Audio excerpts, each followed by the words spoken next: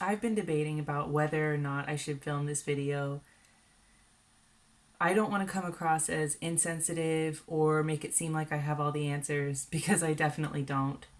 I also don't want it to seem like I'm doing this just to have more content or filming a video just for the likes. In fact, please don't click the like button. Ultimately, I think it's important to cover this topic because as online language teachers, our world is extremely small, and I'm assuming that all of you are facing the same dilemma. How should we handle discussions about the war in Ukraine or the war in Myanmar or anything that's going on in China or basically any other sensitive topic? It's hard to know what to do. It's hard to know what to say. It's hard to know how to handle it. I guess the real point of this video is that I'm a little bit lost and I wanted to engage with you guys about what we should be doing as teachers when we're faced with these kinds of situations that are kind of stressful and worrisome for people on the outside and downright tragic and horrific for people who are on the inside. So please engage with me in the comments if you have some insights. I read every comment from viewers and I really value your input. Do you have a lot of students in Ukraine, Russia, or Belarus? Are you yourself living in the region? How are you dealing with no-shows or cancellations from students in affected areas? When the topic comes up in class, are you changing the subject to avoid political dialogue, or are you letting the student lead the conversation? So in this video, I want to talk about 4 specific scenarios from my teaching experience. I'll describe those and then offer some quick guidelines that I think will help us to adapt to teaching in the current world climate. I had a new student join me in my classroom from Belarus the other day, which made me realize that I am really out of my depth here. I'm obviously not like a counselor or therapist, and my usual approach of falling back on humor is obviously the wrong tone to strike. It was a trial lesson that was originally booked for February 20th, but then was rescheduled for the 28th, and in that intervening week, a war broke out. I was really nervous before class because I wasn't sure if I would be able to keep my composure. I feel kind of ashamed to say that because I'm safe and cozy in France, and I know that I should be totally focused on the people who are suffering in this situation. The worry that I would say the wrong thing was creeping in though. When the class started, I just asked, "How are you?" and let her take it from there. It turns out that she wanted and needed to talk about the war. I won't go into too many personal details to preserve her privacy, but she just expressed a lot of different worries about the safety of her family and just about the situation in general. And one thing that she said that really struck me was that she was worried about other people's perception of her should she be able to leave Belarus and go to another country. She's worried that she would be rejected by others for the role her country is playing in the war in Ukraine. And basically, she was just freaking out, which is really understandable. I just took the approach of staying quiet as much as possible. I tried to let her unload, and I listened, and I offered some useful vocabulary words in a feeble attempt to teach through it. By the end of the lesson, we were both on the verge of tears, which is super unusual for a trial class, which I usually try to just fill with laughter. So I sent her a follow-up message several days later just to let her know that I was still thinking about her and that I think she's really brave and that I hope she will message me to let me know that she's okay whenever she has a chance. I don't really know if this was the right thing to do, seeing as she only met me for 30 minutes, but I just wanted to let her know that the outside world does care. Basically, I wasn't trained for this, so I'm just doing my best here. Scenario number 2.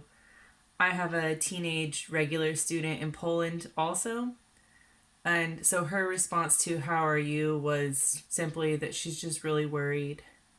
So I asked her, should we distract ourselves with a fun lesson? So that's just what we did, and I hope I was able to bring her some comfort in that way. Scenario 3. I took a call from a student in Iraq on Cambly the other day. He wanted to discuss the similarities between the US invasion of Iraq and the Russian invasion of Ukraine. I just listened and agreed with what he said and apologized for what he and his country have been through. I mean, what else can you do in that situation? I just tried to be respectful and let him say what he wanted to say. That's our job as teachers, right? just to be receptive to our students. Scenario 4. This reminds me a little bit of teaching Chinese children in the beginning of the COVID pandemic. I had students in Wuhan and from all over the country, and I remember the first rumblings that people were getting sick and that cities were shutting down. This was at the time that certain politicians were making deranged and inflammatory comments about where the virus was coming from. I started getting questions from little kids about why Americans don't like China, sometimes more specific than that. I just did my best to be comforting and to remind the kids that I loved them and nothing could change that, and that they hadn't personally done anything wrong, and none of that was really directed at them as individuals. I've been putting a lot of thought into what kind of guidelines we should be following as teachers when we have students who are in extreme situations and during sensitive international issues. Some of these might be kind of obvious, but bear with me, this is just what's been on my mind. Number 1, let the student take the lead. Don't bring up sensitive subjects like war unless it's a war that happened before our lifetime. Number 2, if a student does want to talk about a sensitive topic, focus on listening and supporting them to express their ideas. They probably don't really want to hear your opinion. Number 3, give reassurances if they do ask for your opinion. Remind the student that people are not really responsible for what governments do. Sometimes people need to hear that and know that they aren't being hated or blamed for something that is out of their control and against their will. Number 4, if your student is directly affected by a crisis, let them know that you care about their safety. Make accommodations like rescheduling or refunding if there are circumstances that prevent them from coming to class. Number 5, if there are issues with internet connectivity, as I've heard is currently the case in Russia, offer alternative arrangements like written exercises, voice or video messages, or something similar. Or there might be some other options out there that I just haven't thought of yet. Number 6, keep in mind that some countries might have different regulations on speech. I've read in some teaching groups that lessons have been cut off because sensitive topics were raised, and that alerted certain countries' firewalls to cut off connectivity for that user. I don't know how that really works, but that's something to keep in mind, that if your student comes from China or another country with different limitations on speech, you might warn your student, hey, I don't know if this is a safe place to discuss that, or warn your student that it's not a closed communication network and that the possibility for surveillance is there. That's probably not everything that we should be doing. Those are just the things that were at the front of my mind. I wish I could end this on a really positive note, but I just don't have one.